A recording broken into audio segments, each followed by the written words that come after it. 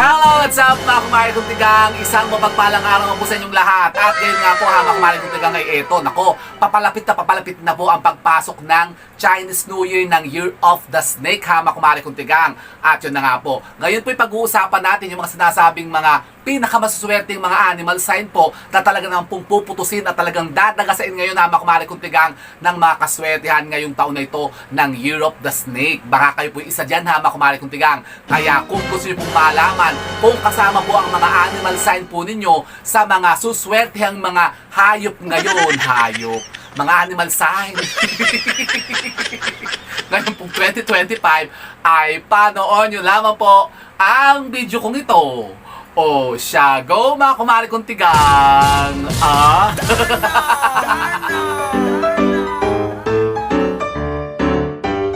Ayun na nga po ha mga kumari kong tigang, isang mapagpalang araw na po sa inyong lahat. At sa inyo po dyan ha mga kumari kong tigang na nasa ibayong dagat ngayon, nagtatrabaho para sa inyong pong mga pamilya.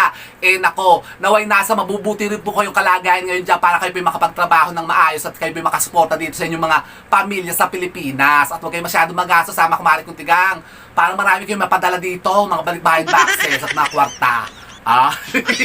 Siyempre, ang gusto ng mga kamag-anak natin dito, yung mga pamilya natin, tayo po'y palaging maraming ipapadala. Nako, at yun na nga po ha, mga kumari kong tigang. For today's video nga po ito, pag-uusapan naman natin yung sinasabing mga pinakamaswelteng mga animal sign nga po na talaga naman pong puputusin na talagang dadagasain na ngayon yung sobrang mga kaswertehan ngayon pong pagpasok ng Year of the Snake 2025. Talaga ba? At meron pong 7 ha mga kumari kong tigang sa mga pinakamaswerteng mga animal sign na yan na talaga naman pong nako, bibiyayaan ngayong taon na ito ng talagang kasaganaan, kayaman at sobrang blessing sa mga kumari kong tigang sa buhay. At baka kayo po'y isa dyan ha mga kumari kong tigang. So without further ado ha mga kumari kong tigang, eto, wala na masyadong chika talakis, umpisahan na natin ito. Ano-ano ba yung mga sinasabing mga animal sign na yan na napasama po sa top 7? Top 7 na pinakamaswerte ngayong taon na ito. Nako, meron bang worst na animal sign? Meron po ha, makumari kong tigang. Ano ba?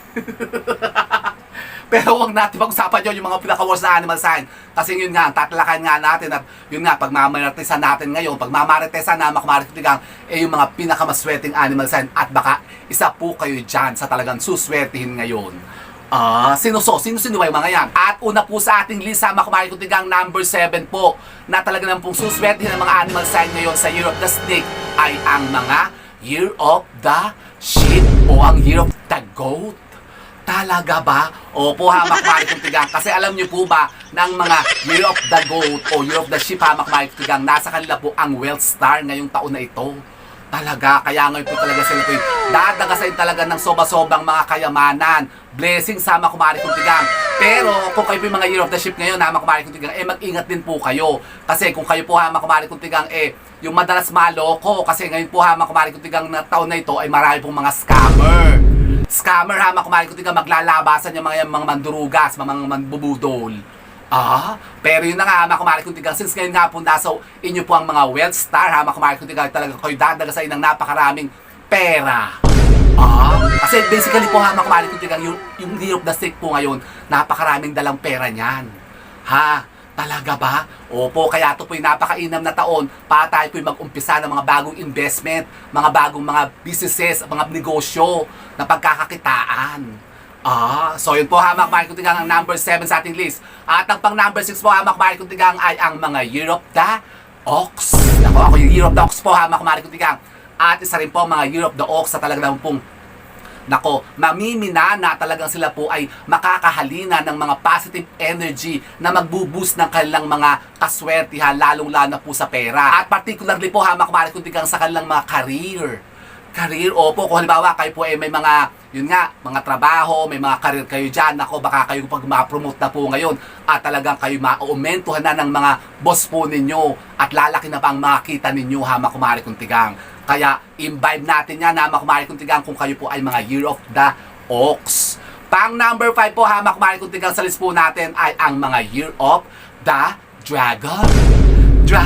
Opo, isa rin po dyan ha, mga kumari kong tigang, ang Year of the Dragon. Kasi nasa mga Year of the Dragon naman po ngayon ang sinasabing prosperity star. Talaga? Opo ha, mga kumari kong tigang. At isa rin po sila sa mga talaga namang pong, nako, makaka-enjoy po ngayon ng sobrang kaswertihan dahil sila po'y lalapitan talaga ngayon ng maraming kayamanan. Nako, napakaraming mga best opportunities ang ibibigay sa kanila para sila po'y maging successful ngayong taon na ito. Kaya mainam na mainam po ha, mga kumari kong tigang, na kayo po mag-put up ngayon ng mga bagong negosyo kung kayo po ay mga Year of the Dragon. So yun po ha, mga kumari kong tigang, ang ating pang-5. At ang pang-4 po ha, mga kumari kong tigang, ay isa rin po sa pinakamaswerte ngayong taon na ito na animal sign ngayon po ay ang mga Year of the Horse. Nako, talagang mamamayagpag at talagang, nako, titiba kayo ngayon ng sobrang kaswertihan kung kayo po ay mga Year of the Horse. Kasi nasa inyo naman po ha, mga kumari kong tigang, yung success stars. Success stars? Opo ha, mga kumari kong tigang. Halimbawa, kayo nga po ay may mga planong magtayo ng mga bagong businesses o mag-apply ng mga bagong trabaho. Halimbawa, mag-abroad kayo, ganyan. Nako, kayo po ay magiging successful talaga dyan ha, mga kumari kong tigang. Basta, syempre, sasamahan pa rin po natin yan ng yung pagpupursige sa buhay natin. Para talagang tayo putusin talaga ng kaswertihan na yan. O, di ba ga? Kasi, kahit naman sabihin na kayo po yung mga maswerteng animal sign ngayon, pero kayo naman po, wala naman pong gagawin sa buhay po ninyo. Paano kayo suswertihin noon? Kaya yung kumbaga, kumari kong tigang, kung kayo nga po isa sa mga sinasabing mga animal sign na yan, i-imbibe na natin kumari kong tigang yung mga sinasabing kaswertihan na yan. Yung mga opportunity na ibibigay po sa atin, mga blessings na yan na maaring paparating na at andyan na. Naku, talaga ba? Opo kumari kong tigang. Kaya i-push natin yan kumari kong tigang. I-claim na natin na tayo suswertihin ngayon kung kayo po ay mga Year of the Horse. Talaga ba? Opo, makmari kong tigang. At ang pangatlo po, makmari kong tigang, ay ang mga Year of the Dog. Isa rin po yan, makmari kong tigang. Ang mga Year of the Dog ay kasama rin po sa talaga ng pong, nako, mamiminana talaga kayo po ay talagang dadaga sa hindi ng sobrang kaswertihan ngayong taon na ito. Kasi nasa inyo po kumari kong tigang, kung kayo po ay mga Year of the Dog, ang Victory Stars. Kaya isa rin po kayo kumari kong tigang sa talagang napakaswerte po ngayong taon na ito. Talagang kayo po ay, nako, malaki po ang tsansa po ninyo na kayo po ay manalo ng mga winnings na yan. Yung mga tsansa baga na kayo po ay maka-jackpot. Halimbawa sa mga yan, loto, mga parapol, yung mga sugal-sugal sa casino. Nako, di tumaya na kayo kumari kong tigang. Kasi talagang kayo po ay magpapapanalo ngayon kung kayo po ay mga Year of the Dog. Talagang tatahol kayo sa sobrang, nako, blessings na darating sa inyo ngayong taon na ito kumari kong tigang. Kaya imbibe natin yan, ang positivity po na pwedeng ibigay po sa atin ng Year of the Snake kumari kong tigang ngayon 2025. At ang pangalawa po sa ating list na pinakamaswerte sa taon na ito na mga animal sign ay ang mga Year of the Rabbit. Nako, talaga ba? Opo, kumari kong tigang. Kung kayo po yung mga Year of the Rabbit, nako, nasa inyo po ngayon kumari kong tigang ang mga Wealth Star, Success Star kumari kong tigang na talaga naman pong magpapayaman po sa inyo. Pero mag-ingat din po kayo kumari kong tigang sa mga mandoloko ngayon taon na ito kung kayo po yung mga Year of the Rabbit kasi kayo po ay prone din po sa mga scammer, yung mga mambubudol, yung mga manloloko. Nako, napakainam po kumari kong tigang kung kayo po yung mga Year of the Rabbit, mag-invest kayo sa mga bagong businesses. Yan, lalong-lalo na po doon sa mga properties, mga real estates, ganyan, mga lupa, mga parang parentahan, ganyan, mga bahay, ganun. Kayo po yung mag-invest dyan at talagang kayo yayaman dyan kumari kong tigang. Pero ingat din po kayo sa mga manloloko, sa mga scammer kasi baka kayo po yung maloko din kumari kong tigang. Kasi medyo prone din po kayo ngayon sa mga manloloko at mga mambubudol. Opo kumari kong tigang, kaya mag-ingat po kayo kung kayo po ay mga Year of the Rabbit. At ang pinakabobongga talaga ngayon kumari kong tigang sa ating list na pinakamaswerte sa lahat kumari kong tigang na animal sign ngayon pong Year of the Snake 2025 ay ang mga Year of the Rooster.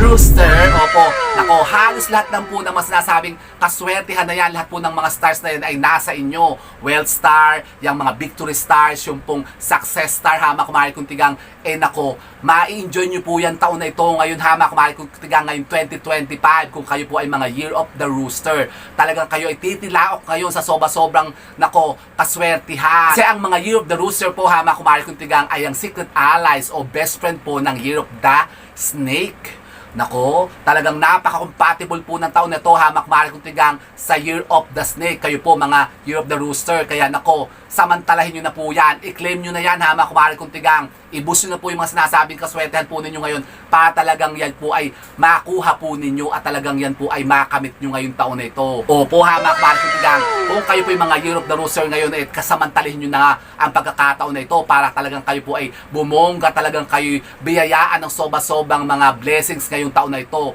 Kasi nasa inyo po lahat yan ha mga kumare kong tigang, yung mga blessings na yan, mga good opportunities eh talagang mamiminana kayo dyan at talagang kayo po ay magiging successful talaga ngayong taon na ito. Ah, talaga ba? Opo ha mga kumare kong tigang. Pero sabi nga po ha mga kumare kong tigang, ito na po mga sinasabing mga prediction na ito at mga forecast na ito ha mga kumare kong tigang ay mga pawang gabay lamang naman po natin. Siyempre, base pa rin naman po yan sa pungsoy ha mga kumare kong tigang, pero ang pinaka-importante po sa lahat, eh tayo po'y kikilos pa rin po ha mga kumare kong tigang. Baka sinabi nga po kayo po'y isa po sa mga maswerteng animal sign, pero kayo naman po ay wala rin po mang gagawin sa buhay po niyo, hindi naman po kayo magpupursige.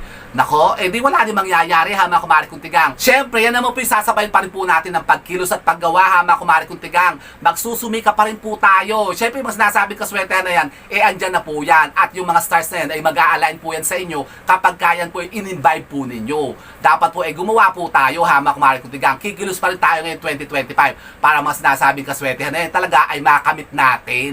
Hindi kayo magpapatulog-tulog lang dyan, magpapatuloy-tuloy lang kayo, mga ula-ulaga lang kayo, tutunganga lang. Eh wala rin mangyayari ha mga kumare kong tigang kung ganyan po ang gagawin po ninyo. O di ba ga? Kasi sabi nga po, ito lang po yung mga pawang gabay lamang naman po natin. At yun na nga, huwag natin kakalimutan ha mga kumare kong tigang na tayo po'y laging manalangin at humingi po ng gabay sa ating Panginoon para mga sinasabing mga kaswertehan na yan talaga ay ipagkaloob na sa atin ngayong 2025. Oh, gusto nyo yan? Aba, ako'y gusto ko yun ha, mga kumare kong tigang. Oh, so yun po ha, mga kumare kong tigang, kaya imbibe na natin yan. Papasukin na natin at i-claim na natin ang mga sinasabing mga positivity na yan na dala-dala po ng Year of the Snake ngayon pong 2025. Para kung kayo po ha, mga kumare kong tigang, hindi po nabanggit sa mga sinasabing mga sweating mga animal sign na yan, eh susweating pa rin po tayo ha, mga kumare kong tigang. Di ba ga? Oh, so with that mga kumare kong tigang, keep safe and God bless. Thank you for watching. And don't forget to subscribe my channel. I know you like it. And don't forget to brush your teeth. Bye mga kumare kong tigang. Oh, i-claim na natin ang swerte niya na mga kumare kong tigang para tayo swerte hindi naman.